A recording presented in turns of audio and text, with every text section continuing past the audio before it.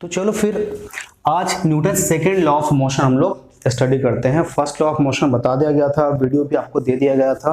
तो आज जो हम लोग पढ़ने वाला है सेकेंड लॉ ऑफ मोशन। देखिए सेकेंड लॉ ऑफ मोशन क्या है कि इसमें rate of change of momentum के बारे में बात होती है विथ एप्लीकेशन ऑफ फोर्स। तो पहले हम लोग मोमेंटम समझ लेते हैं, फिर से हम rate of change of momentum की बात करेंगे। मोमेंटम देखिए दो वर्ड है, धोखा मत खाना। मोमेंटम, आप कभी कभी वर्ड पढ़ते होंगे मोमेंट, मोमेंट और ये मोमेंटम दोनों अलग अलग वर्ड है। तो मोमेंट क्या था याद है ना, फोर्स एंड परपेंडिकुलर डिस्टेंस का जो मेरा प्रोडक्ट आता है उसको आप क्या बोलते हो, मोमेंट। जो टर्निंग इफेक्ट की जब बात कर रहे थे, फोर्स जब समझाया था वहां पे देखो रिजिड बॉडी का जब मोशन चेंज हो रहा था वहां पे मोमेंट के बारे में थोड़ा सा डिस्क्रिप्शन दिया गया था, क्योंकि इसके बारे में एक कंप्लीट वीडियो हमको बनाना है विथ न्यूमेरिकल्स। तो इसके डिटेल में नहीं जाते हैं, हम जाएंगे। तो देखो मोमेंटम क्या था, तो मोमेंट आप समझ चुके हो। और मोमेंटम, तो मोमेंटम क्या होता है देखो जरा सा, किसी भी ऑब्जेक्ट के मास और वेलोसिटी का जो प्रोडक्ट होगा उस प्रोडक्ट को आप क्या बोलोगे, मोमेंटम। मतलब आप पूछना चाहोगे कि सर क्या अगर रेस्ट में है तो मोमेंटम होगा ना, रेस्ट में होगा तो मोमेंटम नहीं होगा, क्योंकि ये अप्लीकेबल तभी है अगर आपका ऑब्जेक्ट मोशन में है तो अप्लीकेबल है, अदरवाइज अप्लीकेबल नहीं है। तो फिर मोमेंटम का डेफिनेशन क्या हो गया, तो मोमेंटम का आप सीख दो, momentum of an object, momentum of an object, moving object लिख सकते हो, object is defined as the product of mass and velocity. तो मास और वेलोसिटी का जो प्रोडक्ट होगा उस प्रोडक्ट को आप क्या बोलोगे, मोमेंटम।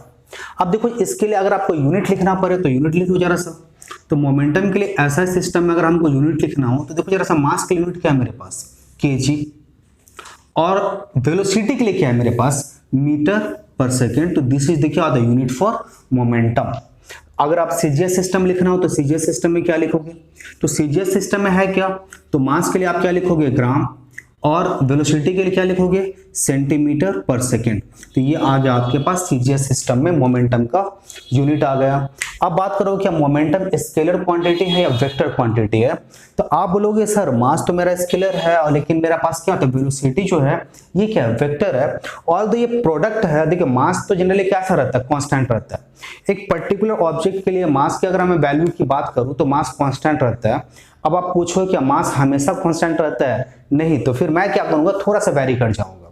अभी वैरी क्यों कर जाऊंगा मैं जरा समझाता हूं, क्योंकि बाद में फिर समझाने वाले इसको है। देखिए मास आपके पास कैसा रहना है, मास इक्वल्स टू कांस्टेंट। अब बोलो क्या कांस्टेंट हमेशा, हाँ करीब करीब हर एक केसेस में एक कांस्टेंट रहना है जब तक किसी भी ऑब्जेक्ट की जो वेलोसिटी है ये less than the velocity of light. अगर आपका किसी भी ऑब्जेक्ट का जो वेलोसिटी है if less than the velocity of light, तो तब तक आपके पास मास कैसा है, कांस्टेंट है। लेकिन जैसे जैसे अगर किसी भी ऑब्जेक्ट की वेलोसिटी को आप इंक्रीज करते जाओ विथ रिस्पेक्ट टू लाइट, अगर लाइट से किसी भी ऑब्जेक्ट का वेलोसिटी ज्यादा हो जाए तो फिर क्या बोलोगे, मास से फर्क पड़ेगा, बिल्कुल फर्क पड़ेगा। बोलो कितना फर्क पड़ेगा, ये बिल्कुल ये निग्लेजिबल। मतलब सपोज करो जैसे मैं आपसे बात करूं 0.0001 आप ग्राम की बात करूं तो इसका मतलब क्या होगा, आप बोलोगे क्या, निग्लेजिबल, ना के बराबर वैल्यू है, या इससे भी क्या होता है कम वैल्यू आपको मिलने वाला है तो निग्लेजिबल होता है। इसलिए हम लोग क्या बोलते हैं, हमेशा मास कांस्टेंट है। लेकिन फिर आपको ये जान लेना जरूरी है कि हमेशा कांस्टेंट नहीं है। अगर आपको थ्योरेटिकली कभी पूछा जाता है तो वहां पे आपको ये मेंशन करना पड़ेगा। और तो देखो ये चेंज वाला वैल्यू इतना कम होता है, इतना निग्लेजिबल होता है कि इसको हम लोग क्या करते हैं, कंसिडर नहीं करते हैं, और इसीलिए मास को कांस्टेंट ही समझते हैं। इसके लिए आपको हम एक डेरिवेशन भी देंगे कि अगर चेंज होता है उस समय आप फॉर्मूला कैसे लिखोगे।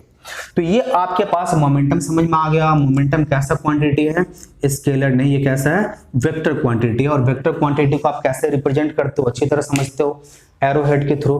तो ये आपके पास मोमेंटम आया। अच्छा मोमेंटम के बाद अब हम बात करेंगे क्या, न्यूटन के सेकेंड लॉ ऑफ मोशन को। तो पहले मैं सेकेंड लॉ ऑफ मोशन आपको पढ़ के बता दूं, आपको इलाबोरेट करता हूं, उसके बाद फिर Newton second law of motion को हम एक्सप्लेन करते हैं। क्या लिखते हैं देखो जरा सा, क्या बताता है कि Newton second law of motion states, क्या स्टेट्स करता है कि rate of change of momentum. देखो अभी आपने क्या पढ़ा, मोमेंटम। अभी यहां जो बात होगी क्या बोलता है न्यूटन सेकेंड लॉ, तो Newton second law states that the rate of change of momentum is directly proportional to the applied force. अगर मैं इसको लिखूं तो क्या बोलता है कि फोर्स अप्लाइड जो है डायरेक्टली प्रोपोर्शनल है rate of change of momentum. तो मतलब अगर आप किसी भी ऑब्जेक्ट पे जिस रेट पे फोर्स अप्लाइड करते जाओगे उसी रिस्पेक्ट में आपका मोमेंटम भी चेंज होता चला जाएगा। और ये चेंज किस तरफ होगा, जिस तरफ आप फोर्स लगाते चले जाओगे उसी तरफ ये चेंज आपका होता चला जाएगा। अब क्या बोल रहा है देखो जरा सा अच्छी तरह से, तो इसको अगर आप डेफिनेशन के थ्रू हम लिख के दें तो डेफिनेशन में क्या लिख के देंगे, रेट ऑफ सेकेंड लॉ। तो rate of change of momentum क्या बोलते हो, rate of change of momentum is directly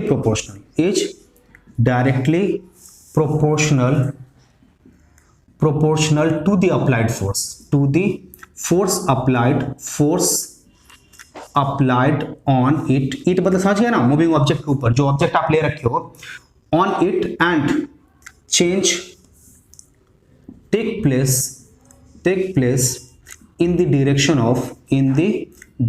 of applied force। तो ये आपके पास क्या आ गया, मींस सेकेंड लॉ का डेफिनेशन आ गया।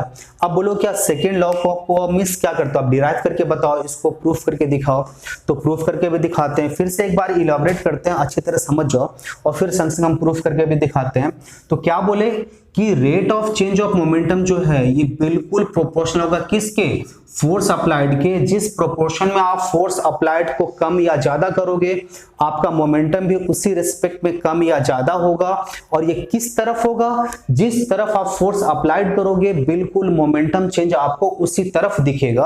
अब चलो जरा से इसके लिए डेरिवेशन हम लोग क्या कर लेते हैं, करते हैं, प्रूफ करके आपको दिखाते हैं। प्रूफ मतलब कैसे आएगा, आपको प्रूफ करने के लिए ऐसा नहीं बोलेगा कि rate of change of momentum के लिए डेरिवेशन करके दो, आपको प्रूफ आएगा कि proof that F equals to ma, ये आपको प्रूफ करके दिखाने के लिए बोलेगा। और ये ऑफन ये क्वेश्चन क्या होता है एग्जाम में पूछा जाता है कि F equals to ma proof करके दो।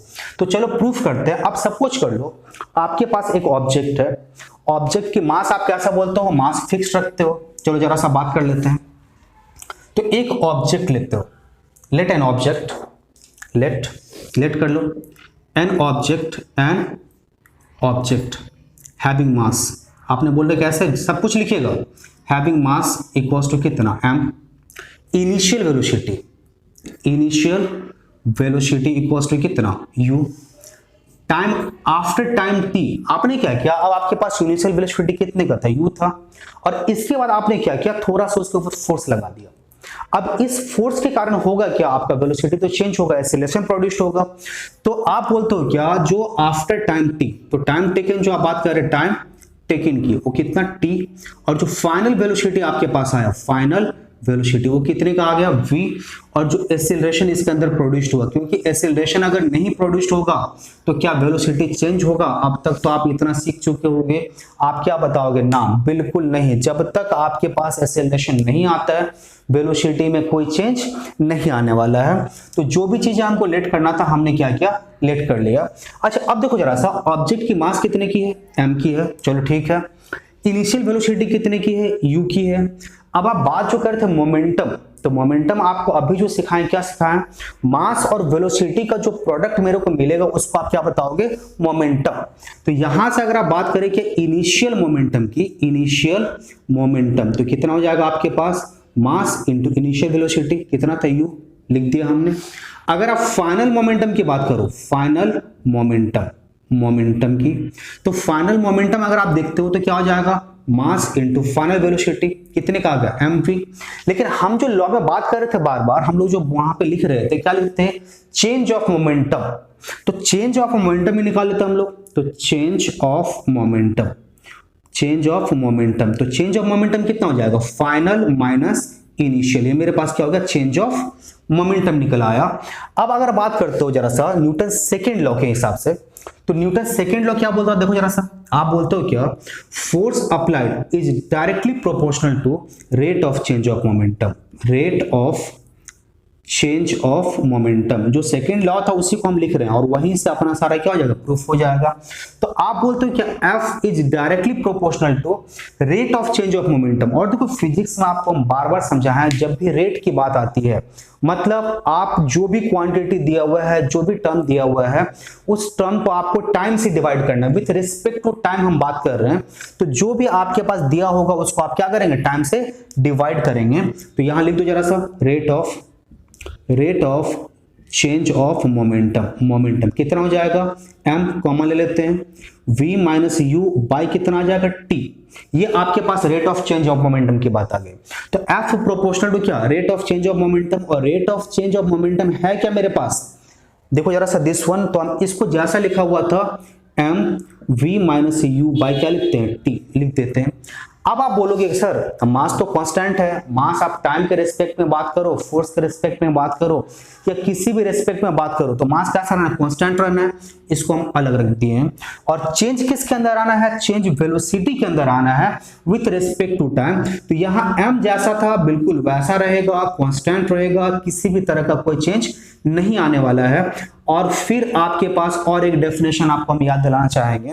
देखो जरा सा आप बात करो क्या, rate of change of momentum, rate of change of velocity की बात कर रहे हैं यहाँ पे। तो rate of change of velocity के लिए आप एक डेफिनेशन लिखते थे, याद है, एक्सीलरेशन का। एक्सीलरेशन का डेफिनेशन ही आप क्या लिखे थे, आपको वीडियो दिया गया है, नहीं देखे हो तो देख लेना। वहां क्या दिया गया है, rate of change of velocity of an object is said to be acceleration. ये देखो जरा सा, इसको आप क्या बताओगे, rate of change of velocity ना, v minus U change in velocity, आपने टाइम से डिवाइड कर दिया, तो अब आप इसको क्या बोलोगे, rate of change of velocity. तो v minus U by T के लिए आप क्या लिखोगे, a। तो लिख दो जरा सा, आप क्या आ गया, m a। अब सपोज करो प्रोपोर्शनैलिटी हटाना है, तो हमेशा प्रोपोर्शनैलिटी हटाने के लिए क्या करते हैं आप, एक कॉमिस क्या करते हैं, कांस्टेंट लेते हैं कुछ भी, तो कांस्टेंट यहां से लेना है, तो f इक्वल्स टू क्या होता है, kma। अब हमने क्या किया, प्रोपोर्शनैलिटी हटाया और उसके लिए हमने कांस्टेंट ले लिया क्या, k। अब बात करो जरा सा, इफ k इक्वल्स टू 1, तो f इक्वल्स टू क्या आ जाएगा, ma। ये आपके पास क्या हो गया, रिक्वायर्ड डेरिवेशन आया। अब सपोज करो यहां से पहले हम कुछ ग्राफ बना लेते हैं, उसके बाद इसके बारे में कुछ और बात करेंगे। इसको हम इरेज नहीं कर रहे क्योंकि बात करनी है इसके बारे में। तो f इक्वल्स टू ma। अब आप बात करते हो क्या कि इसके लिए क्या हमको ग्राफ प्लॉट करना है, 3 ग्राफ बनाते हैं। अभी देखो जरा सा, पहला बात कर ले जरा सा, तो फोर्स, अभी यहां से देखो जरा सा, F इक्वल्स टू m है। देखो दो चीजें आप समझ लीजिए जरा सा, अभी किसी एक टर्म है आपके पास, कुछ भी ले लो, a इक्वल्स टू b, मतलब क्या, a and b are directly proportional to each other. अगर मैं ऐसे लिख के दो a equals to 1 by b, इसका मतलब ये दोनों इनवर्सली प्रोपोर्शनल है। प्रॉपर्ली समझिएगा, अगर मैं a इक्वल्स टू b लिखता हूं दोनों न्यूमरेटर में या दोनों डिनोमिनेटर में, इसका मतलब डायरेक्टली प्रोपोर्शनल। लेकिन एक टर्म आपके पास न्यूमरेटर में हो और दूसरा टर्म डिनोमिनेटर में हो, इसका मतलब कैसा होता है, इनवर्सली प्रोपोर्शनल। और इसके लिए ग्राफ भी आपको समझाया गया था, क्योंकि बार बार एक ही चीज नहीं समझा रहे हैं आपको बेसिक चीजें क्या करना होगा, ग्राफ कर लेना होगा और उसी के अकॉर्डिंग आपको करना होगा, चीजें बहुत आसान हो जाएगी। अब आपसे अगर ग्राफ बनाने के लिए, वो देखो डायरेक्टली प्रोपोर्शनल क्या ग्राफ बनाते थे, straight line passing through the origin, या अगर एक पर्टिकुलर पोजीशन से स्टार्ट होगा तो स्ट्रेट लाइन उस पोजीशन से हम लोग क्या करेंगे, ड्रॉ। लेकिन अगर आपको इनवर्सली प्रोपोर्शनल के लिए ग्राफ बनाना हो तो कैसे ग्राफ बनाते थे, इस तरह से कर्व लाइन बनाते थे। तो अब चलो ग्राफ बनाना स्टार्ट करते हैं। आपके पास 3 ग्राफ पढ़ना है। पहला ग्राफ पढ़ते हैं क्या आप, एक्सीलरेशन और फोर्स के संग एक ग्राफ पढ़ते हैं। दूसरा पढ़ते हैं क्या, एक्सीलरेशन और मास के संग ग्राफ पढ़ेंगे, और तीसरा फोर्स और मास के संग ग्राफ पढ़ेंगे। तो पहला हम करते हैं क्या, फोर्स और मास के संग। तो पहला ग्राफ ग्राफिकली, तो ग्राफिकल रिप्रेजेंटेशन की बात कर लूं, पहला किसका, फोर्स एंड मास का, फोर्स वर्सेस मास का। अभी ये देखो यहां से देखकर बताओ जरा सा, फोर्स एंड मास कैसा है, डायरेक्टली प्रोपोर्शनल है और इनवर्सली प्रोपोर्शनल है। आप बोलो क्या, डायरेक्टली प्रोपोर्शनल है, मतलब व्हाट, कि अगर आप एक वैल्यू चेंज करते चले जाओ तो क्या हो जाएगा, दूसरा वैल्यू जैसा था वैसा ही क्या करना है, कांस्टेंट ही रहना है। जैसे मैं समझाता हूं आपको, ये देखो जरा सा अपने पास, ये हमने ले लिया क्या, फोर्स, और यहां हमने क्या ले लिया, मास। ठीक है। अभी सपोज कहीं भी ले सकते हैं, यहां भी ले सकते हैं, कहीं भी लो। अभी सपोज करो यार, यहां हम ले लेते हैं फोर्स, ले लेते हैं, कोई टेंशन नहीं है, यहां मूव करने में ज्यादा आसान होता है। यहां हम क्या ले लेते हैं, मास। फोर्स एंड मास कैसा है, force and mass is directly proportional to each other. मतलब आप फोर्स कितना भी, सपोज करो किसी का मास 1 2 3 4 हमने ले लिया एग्जांपल के तौर पे। अभी सपोज करो किसी का मास कितने का है, 3 kg का है। आप फोर्स सपोज करो क्या होता है, पहले 1 न्यूटन का, फिर 2, फिर 3, फिर 4। पहले 1 न्यूटन का फोर्स लगा रहे थे, अभी मास कितना 3 kg। फिर 2 न्यूटन का, अभी भी कितने का मास 3 kg। 3 न्यूटन, 4 न्यूटन, अब जितना भी अप्लाइड करते चले जाओ तो आपके पास कैसा हो जाएगा, ये कैसा रहेगा, कांस्टेंट ही रहेगा। कैसा रहेगा, ये डायरेक्टली प्रोपोर्शनल के लिए। दूसरा अगर बात करो आप फोर्स एंड एक्सीलरेशन के लिए अगर बात करो, तो फोर्स एंड एक्सीलरेशन के लिए कैसा होगा, ये देख लो जरा सा, ये मेरे पास। अब हम ले लेते हैं क्या, एक्सीलरेशन, और ये हम क्या लेते हैं, फोर्स। अभी देखो जरा सा, फोर्स एंड एक्सीलरेशन कैसा है, डायरेक्टली प्रोपोर्शनल है। आप कैसे भी वैल्यू इंक्रीज करते चले जाओ, डिक्रीज करते चले जाओ, जो करना है दोनों क्या होगा, एक दूसरे के संग ही। बढ़ना है तो बढ़ेगा, कम होना है तो कम होना, ये भी कैसा होगा, डायरेक्टली प्रोपोर्शनल होगा। अभी सपोज करो क्या होता है, अब हमको तीसरा जो ग्राफ बनाना है उसको अच्छी तरह समझिएगा। तीसरा ग्राफ मेरे पास क्या आता है, मींस मास और एक्सीलरेशन का, प्रॉपर्ली समझना। मास और एक्सीलरेशन के लिए अगर आप एक ग्राफ बनाओगे तो क्या लिखा हुआ, F इक्वल्स टू ma। अगर हम सपोज करो हमको क्या बनाना है, मास एंड एक्सीलरेशन, तो A इक्वल्स टू अगर बात करें तो F बाई क्या लिखोगे आप, F बाई m लिखोगे। अब सपोज करो फोर्स तो मेरे पास कांस्टेंट है, मींस क्या होता है, एक्सीलरेशन एंड फोर्स एक दूसरे के डायरेक्टली प्रोपोर्शनल है। ग्राफ हमने बना भी लिया। अब हम बात करते हैं क्या, A और m की बात करते हैं, एक्सीलरेशन और मास की। तो एक देखो न्यूमरेटर में है और दूसरा किसमें है, डिनोमिनेटर में। मतलब कैसा है, ये इनवर्सली प्रोपोर्शनल है। तो अगर आप इनवर्सली प्रोपोर्शनल के लिए अगर आपको ग्राफ बनाना हो तो आप कैसा ग्राफ बनाओगे, आप ले लो आपके पास एक्सीलरेशन और ये क्या आ गया आपके पास मास, तो ये कैसा ग्राफ होगा, ये ग्राफ होगा कर्व लाइन। तो ये आपको रिप्रेजेंट करना है। देखो अब हम बात कर लेते हैं जरा सा, कुछ बात और करना था। F इक्वल्स टू ma लिखे हो, यहां से हमको कुछ चीजें और पढ़ना है। यहां से हमको फर्स्ट लॉ को ड्राइव करना है, यहां से हमको क्या करना है, इसका एक ऑल्टरनेटिव मेथड बताना है। और हमको एक बात करनी है, क्या ये अगर मास मेरा चेंज होता है तो फिर आपके पास उसके लिए क्या फॉर्मूला होगी या क्या रिलेशन बनेगा। तो देखो जरा सा कर लेते हैं। तो अब यहां तक तो समझ में आ गया है। अब इसका एक ऑल्टरनेट मेथड भी कर लेते हैं। देखो ऑल्टरनेट मेथड कैसे करोगे, सपोज करो किसी भी ऑब्जेक्ट का जो मोमेंटम है, ऑल्टरनेट मेथड की बात कर रहा हूं मैं, तो किसी भी ऑब्जेक्ट का मोमेंटम सपोज करो p से हम डिनोट करते हैं मोमेंटम, किससे, p से, स्मॉल p से डिनोट करते हैं। अच्छा मास सपोज करो कितने का है, मास सपोज करो m का है। वेलोसिटी कितने का है, v का है।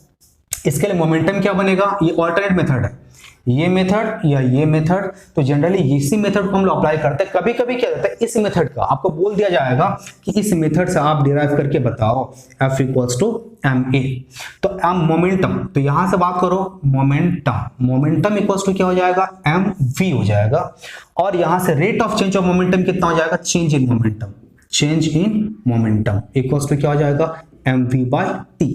टाइम टेकन आप लिख लेना, लिख लो जरा सा, टाइम टेकन इक्वल्स टू क्या था, t and acceleration equals to a। Acceleration लिख लो, एक्सीलरेशन इक्वल्स टू a। अब यहां से मोमेंटम इक्वल्स टू आपके पास क्या, देखो जरा सा, तो मोमेंटम इक्वल्स टू क्या था, mass into velocity. Change in momentum की अगर मैं बात करूं, चेंज डेल p, तो वो डेल का मतलब क्या होता है, जहां भी स्मॉल चेंज की बात होती है वहां हम लोग क्या करते हैं, डेल साइन से क्या करते हैं, इसको डिनोट करते हैं। डेल p इक्वल्स टू क्या हो जाएगा, डेल mv। अभी आप तुरंत बोलोगे सर आप थोड़ा सा रॉन्ग लिख दिए, बोले क्या रॉन्ग लिख दिए, तो आप लिख रहे हो क्या डेल mv लिख रहे हो। आप बोलोगे क्या मास क्या कांस्टेंट है, तो हम बोलेंगे हाँ कांस्टेंट है। तो जब कांस्टेंट है तो आपने इसके संग क्या चेंज का साइन क्यों लगाया, तो हम इसको करेक्शन कर लेते हैं। तो डेल p इक्वल्स टू क्या हो जाएगा, m डेल v, क्योंकि चेंज सिर्फ किसके अंदर आना है, चेंज सिर्फ वेलोसिटी के अंदर आना है।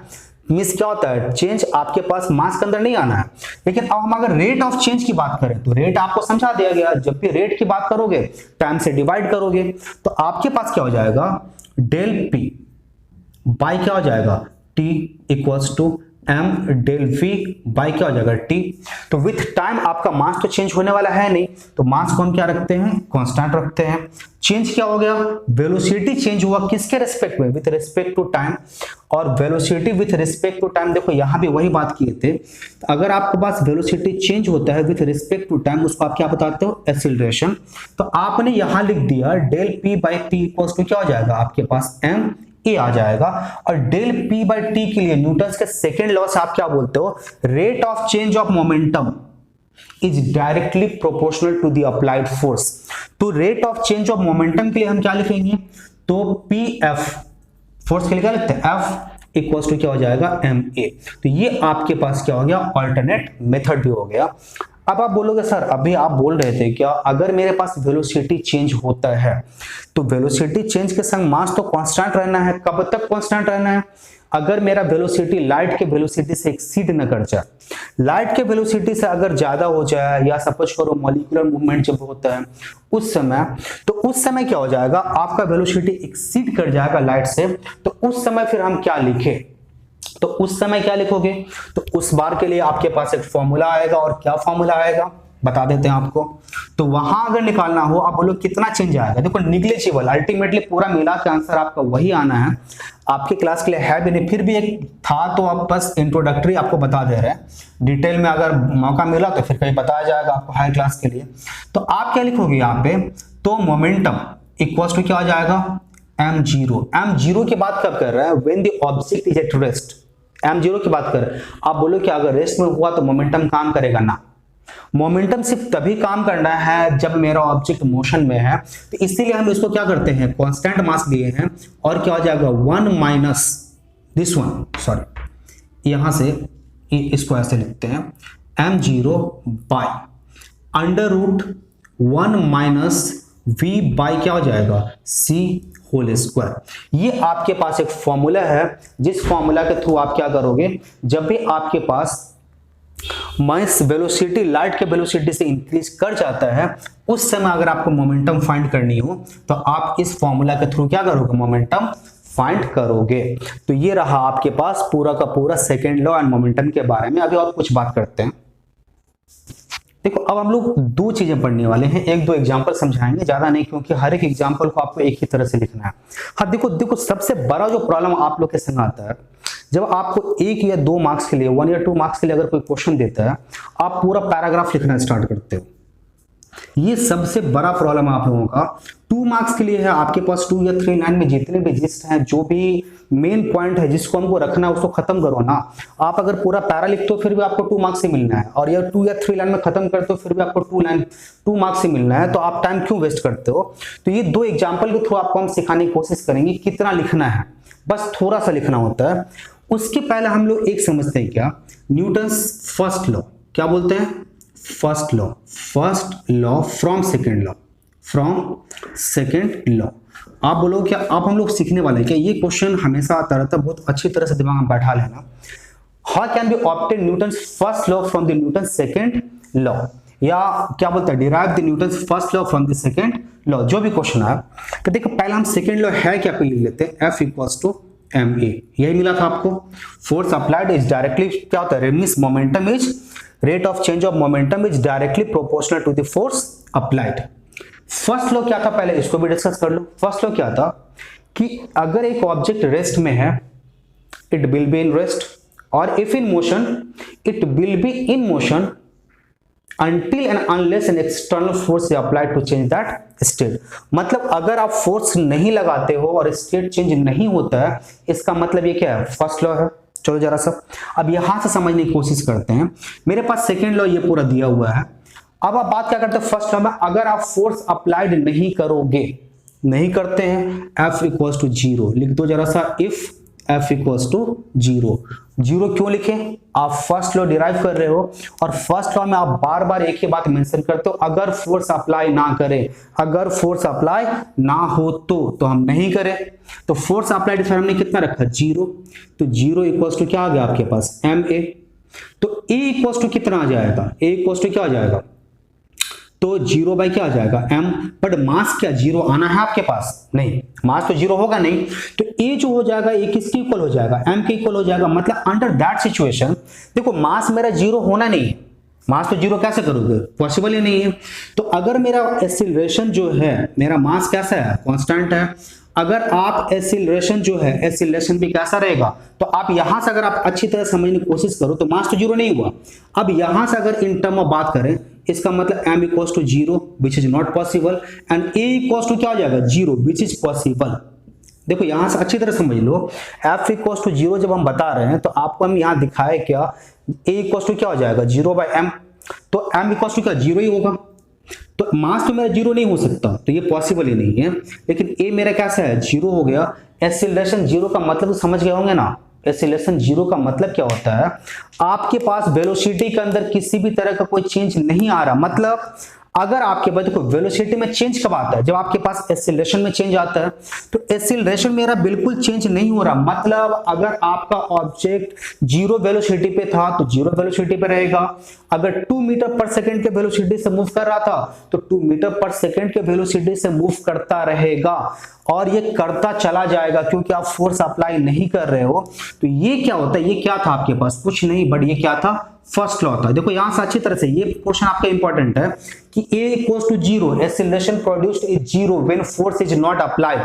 That means what? If an object is in rest it will be in rest, और if in motion it will be in motion. जो मोशन था यूनिफॉर्म मोशन करता रहेगा, कोई चेंज नहीं आना है, क्योंकि एक्सीलरेशन नहीं आया तो वेलोसिटी भी चेंज नहीं होगा। तो ये आपके पास क्या आ गया? फर्स्ट लॉ आ गया। कहां से? सेकेंड लॉ से। तो इसको इसी तरह से आप करिएगा। अब देखो एक दो एग्जांपल की बात कर लेते हैं। पहला लिखा हुआ क्या?